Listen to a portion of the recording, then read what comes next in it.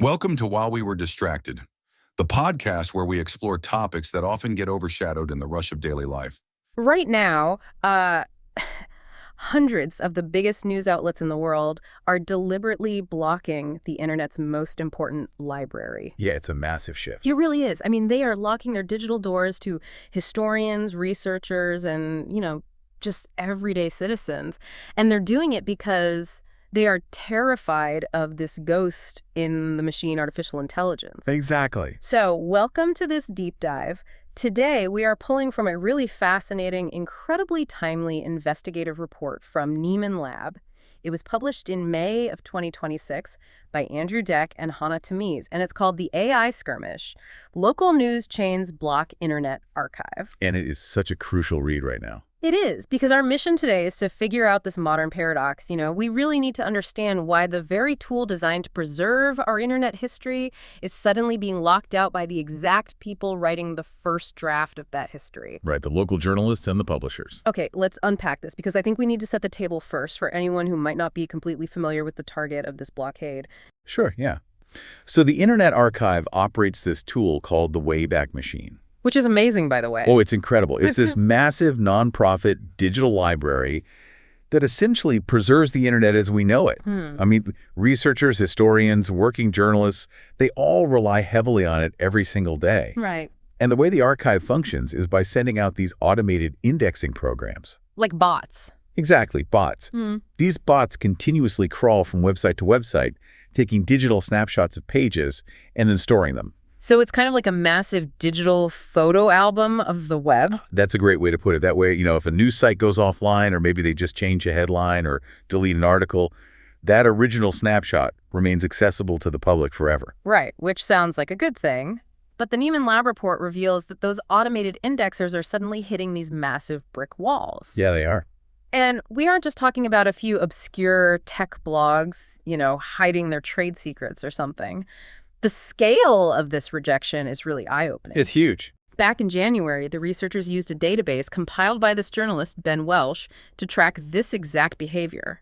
And at that time, they found 241 news websites actively blocking the Internet Archive. Which is already a lot. Right. But then by May, just 4 months later, that number had surged to 382 sites across 10 different countries. Wow. And a staggering 93% of those sites are right here in the United States. Yeah, and I think the composition of that list tells the real story here. Because out of those 382 block sites, 342 of them are local news outlets. Wait, really? Just local news? Mostly, yeah. We are talking about the daily papers of record for cities and towns all across the country. And the data shows that this charge is really being led by massive corporate newspaper chains. Okay, so who are the big players doing this? Well, USA Today Co., which formerly was known as Gannett, they actually accounted for 80% of the initial blocks back in January. Wow, 80%. Yeah. But we are also seeing widespread blocking from other big names, like McClatchy, Advanced Local, Media News Group, and Tribune Publishing. Okay, so to understand the mechanics behind this, I feel like we need to look at how websites actually communicate with these bots in the first place. Right, the technical side of it. Exactly. It basically comes down to this standard file called robots.txt. Yes. So a publisher goes into their site's backend, and they specifically edit this text file to say, disallow to the specific crawling bots operated by the Internet Archive. Bots with names like Heritrix or Archive It or iArchiver. Right. But here's the crucial technical nuance that I think often gets misunderstood. A robots.txt file is not a firewall. No, not at all. It operates entirely on the honor system. I mean, it is the digital equivalent of sticking a "please do not trespass" sign in your front grass. Which is a really vital distinction to make. Good actors on the internet, like search engines and nonprofit libraries, they have programmed their bots to read that sign and respectfully turn around. They see the sign, they leave. Exactly. Yeah. But bad actors, or these really aggressive data scrapers, they just ignore the sign completely. They walk right over the grass and take the data anyway. Right, because there's no physical fence. Exactly. And the thing is, the Internet Archive is a good citizen of the web. When a publisher updates their robots.txt file to say keep out, the archive immediately complies. Which honestly makes them an incredibly easy target. And I have to push back a little on the publisher's logic here. How so? Well, the founder of the Wayback Machine, Mark Graham, he explicitly told Nieman Lab that their terms of use strictly permit their collections to be used only for scholarship and research purposes. Right, they aren't a commercial enterprise. Exactly. They're a nonprofit entity providing a public good. So if the robots.txt file is just an honor system sign and the Wayback Machine is this honorable library, aren't these massive media conglomerates basically just bullying a nonprofit? I get why it looks that way. But we connect this to the bigger picture. The publisher's motivations become a lot clearer. And it really isn't about animosity toward a library. Okay, then what is it about? It's about a fundamental instinct for survival. Local news publishers, particularly these massive chains we talked about, they are operating on razor-thin profit margins right now. Oh, absolutely. The journalism industry is struggling. Right. And NYU professor and data journalist Meredith Broussard, she actually notes in the report that as these margins evaporate, protecting intellectual property becomes the absolute highest priority for a media company. Okay, sure, protecting intellectual property makes sense in a vacuum, but holding back content only works if there's a specific threat you were trying to mitigate, right? Yeah, exactly. I mean, they aren't putting up these digital do not enter signs to keep away historians or high school students writing term papers. No, definitely not. The true target of these blockades, and really the catalyst for this entire skirmish, is the booming generative AI industry. Bingo. Generative AI models, specifically large language models, require astronomical amounts of text to train their systems. Like mountains of data. Mountains. They need millions of articles, books, essays, just to learn the patterns of human language. And the fear among publishers is that AI companies are quietly bypassing the live news websites. Yeah, interesting. Yeah, they think the AI companies are instead going straight to the Wayback Machine's massive pre-organized repositories. Because it's all just sitting there neatly packaged. Exactly. They suspect these tech companies are scraping that archive data to train their models without ever actually asking the publishers for permission. Wow. So publishers are looking at this and concluding that they simply cannot afford to let trillion-dollar tech companies ingest decades of their hard work for absolutely free. You know, what stands out to me in the Nieman Lab piece is just how preemptive this entire defense strategy is. Yes, very preemptive. Because no news publisher has actually been able to confirm that an AI company definitively scraped their specific content via the Wayback Machine. Right. It's largely an assumption at this point. Right.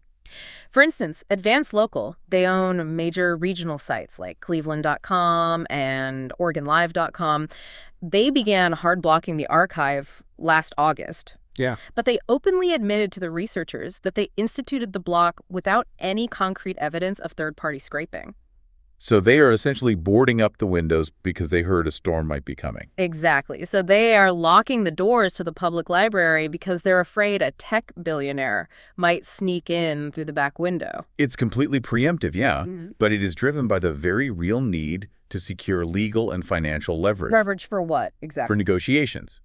Consider the perspective of Nick Thompson, the CEO of The Atlantic, who is cited in the report. Okay. He argues that blocking a third-party repository, like the Internet Archive, is a necessary maneuver if a publisher wants to maintain any leverage when negotiating direct licensing deals with big AI companies. Oh, I see. Because if your entire catalog of journalism is just freely available to be scraped from a nonprofit archive, you completely lose your bargaining chip at the negotiating table. Why buy the cow when you get the milk for free on the Wayback Machine? Exactly. Why would an AI company pay millions of dollars for a license when they can just pull the text from the archive? That makes total business sense. And that logic is actually playing out globally, too. Right. It's not just a U.S. issue. No, not at all. Folha de São Paulo, which is the leading newspaper in Brazil, they added the Internet Archive to their blocked list in February. Oh, wow. And their editor-in-chief was incredibly direct about their reasoning. He basically stated that if AI companies want to use their journalistic archives for training data, those tech companies need to open their wallets. Yeah. They need to enter into formal licensing agreements rather than just raiding a third-party site. Which is totally fair. Yeah. And that brings us to a fascinating legal strategy being deployed by Alden Global Capital. Right. They operate Media News Group and Tribune Publishing. Yes.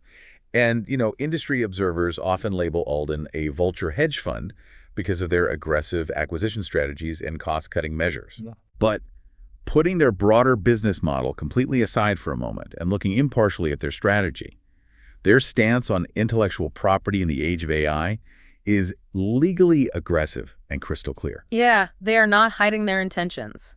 In July of 2025, Alden ran a coordinated editorial across more than 60 of its daily newspapers. 60 papers. That is a massive megaphone. Huge.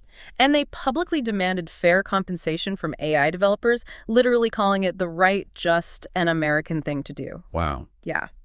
And they are backing up those editorials with federal litigation. They are currently part of a massive copyright infringement lawsuit against OpenAI and Microsoft. Right, fighting alongside major players like the New York Times. Exactly. And again, just to be clear to you, the listener, we are not taking sides on Alden's overall business ethics here. We're just reporting on the source material.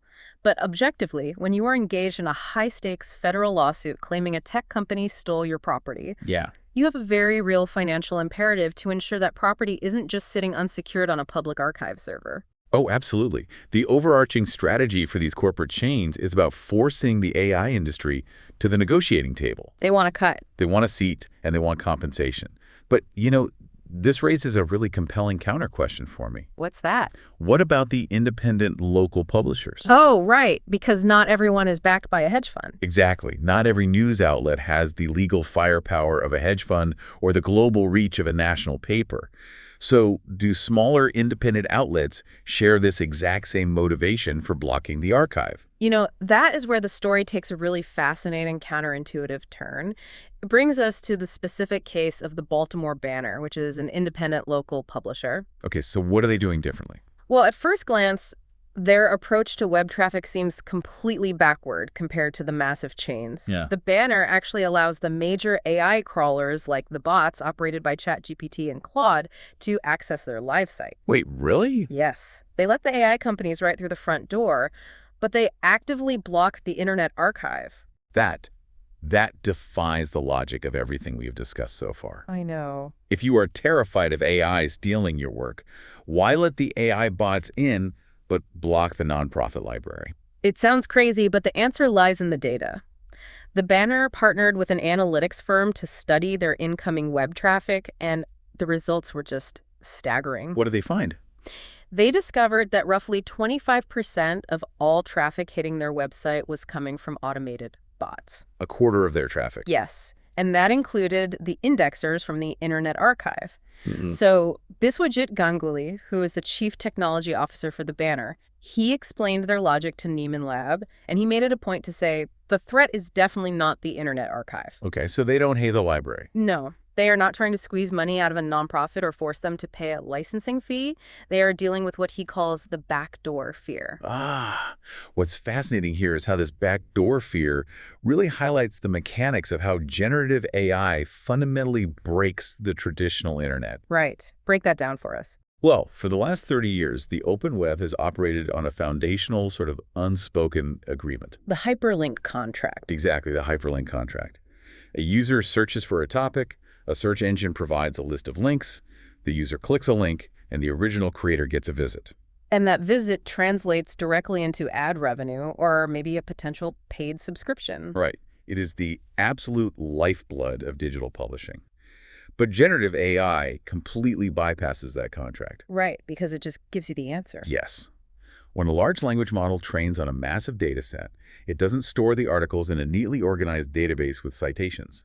It breaks the text down to learn the probabilistic relationships between words. It's synthesizing, not copying and pasting. Exactly. So imagine a user asks an AI chatbot to explain a really complex local zoning issue in Baltimore. Okay. If that AI scraped the information directly from the Baltimore Banner's live website, there's a chance the AI developer has a deal with the publisher. Or at the very least, the AI might be programmed to provide a source link back to the Banner's article. Which gives them traffic. Right. But if the AI model instead scrapes that exact same Baltimore Banner article from deep inside the Wayback Machine, the metadata gets lost. Exactly. The metadata connecting the journalism to the publisher often gets stripped out or ignored. The AI synthesizes the information, spits out a perfectly coherent answer to the user, and never properly references attributes or links back to the banner. Wow. So the user gets their answer without ever needing to click a link. And the independent publisher starves. It is a total existential threat to their business model. Ganguly made it so clear that they do not want these models training on their independent journalism only to spit out answers without driving traffic back to the original creator. Yeah, you can't pay journalists with chatbot summaries. Right. And the banner is actually entirely open to lifting their block on the Internet Archive eventually, but they are holding out to see how these new AI products handle the mechanics of attribution first. That makes sense. They need to ensure they don't just vanish into digital obscurity while a chatbot gets all the credit for their reporters' hard work. So we are essentially looking at two distinct survival tactics driving this whole blockade. Right. Massive corporate chains are blocking the archive to force AI companies to pay them lucrative licensing fees. And then independent outlets are blocking the archive to force AI companies to preserve the attribution chain so they don't lose their web traffic. Exactly. And honestly, from a pure business perspective, both strategies are entirely rational. They are. We can absolutely understand their survival instincts.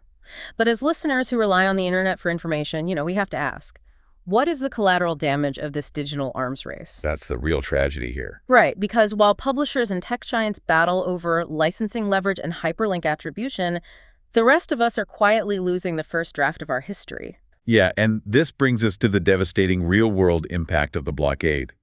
The Neiman report includes this profound quote from Meredith Broussard that I think just shatters a widely held public illusion. What does she say? She states, "Anybody who told you the internet is forever lied." Oh, wow. That line really sticks with you. It does. Because you might assume that once something is published online, it exists in this permanent, indestructible ether. It is a comforting thought, but the reality of digital preservation is actually incredibly bleak. Maintaining a digital archive is prohibitively expensive. It's not just a hard drive sitting on a desk. No, not at all. It requires robust technical infrastructure, massive server space, and dedicated IT expertise.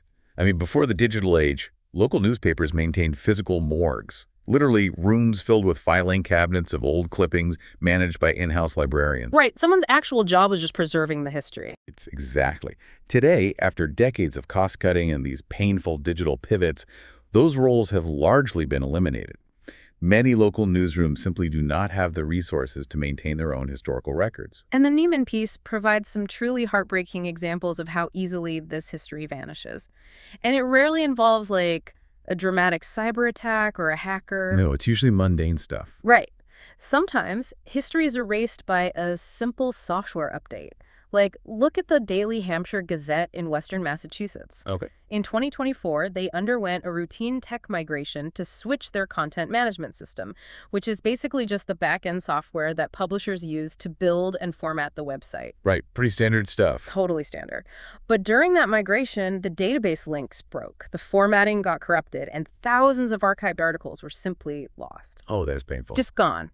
A routine tech upgrade resulted in a massive hole in their local history. And it gets even worse when you consider what happens when a digital publication simply runs out of funding entirely. Right. What happens then? Well, the report mentions an alternative weekly paper in Charlottesville called The Hook.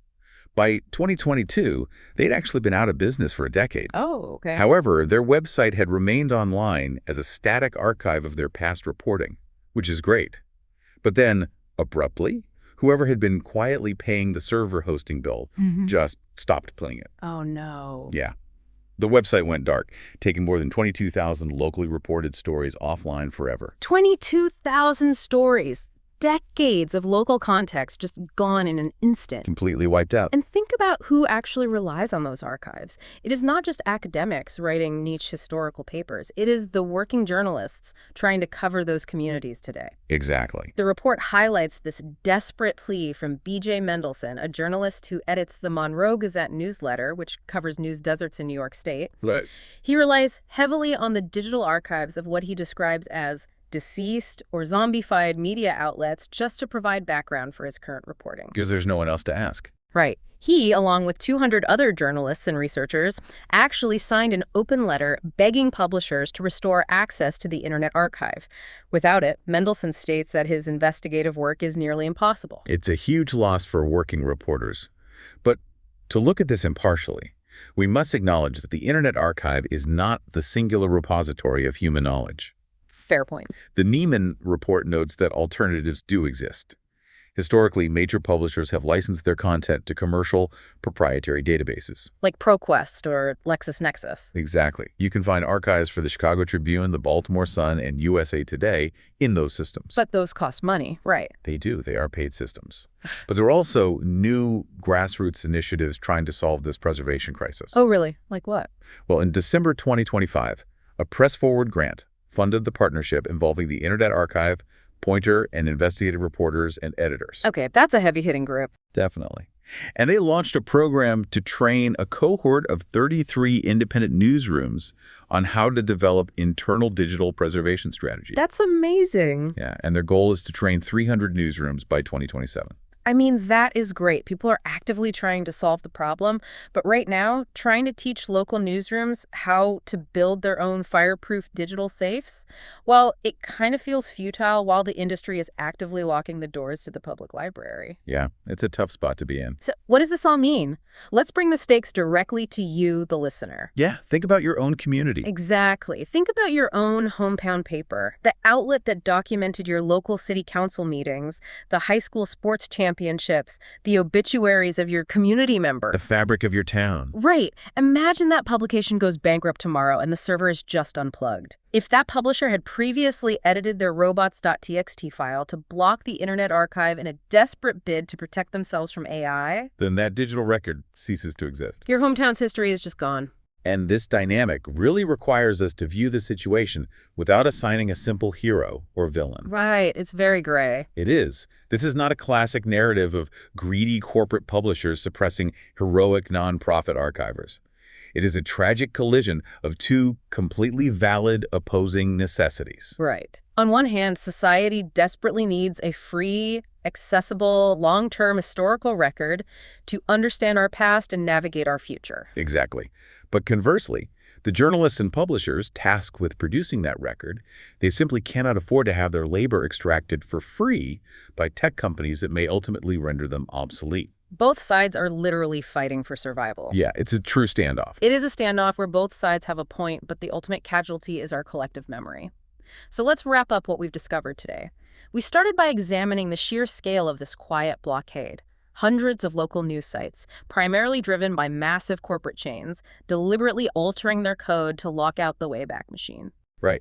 And then we unpack the catalyst for this behavior, which is the very real fear that generative AI companies are using nonprofit archives as a backdoor to scrape training data without paying for it. And we can't forget the independent publishers. For them, we explored the mechanics of attribution anxiety, that deep fear that AI synthesis will strip away the hyperlink traffic they absolutely need to survive.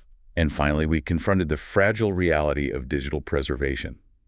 We learned that the internet is, unfortunately, not forever, and that a simple unpaid server bill or a botched software update can instantly wipe out tens of thousands of stories, leaving entire communities completely in the dark. So the next time you search the web for a piece of information from a few years ago, I encourage you to consider the unseen infrastructure making that search possible. We take it for granted. We really do. We have been conditioned to assume the internet is this infinite, permanent library that will always be there when we need it. Yeah. But that library is currently an active battleground. And if the digital record isn't carved in stone but built on sand, we have to ask who gets to build the seawall. Which leaves us with a final thought to explore on your own. What's that? The report mentioned those commercial databases like ProQuest and Fola's subscriber-only archive down in Brazil. If the free, open archives of the web are forced to shut their doors to protect themselves against AI scraping, will the history of our daily lives become a luxury good? Wow. If only those who can afford expensive private database subscriptions get to access the past, whose version of history will ultimately survive. Don't forget to like and subscribe for the next episode on While We Were Distracted.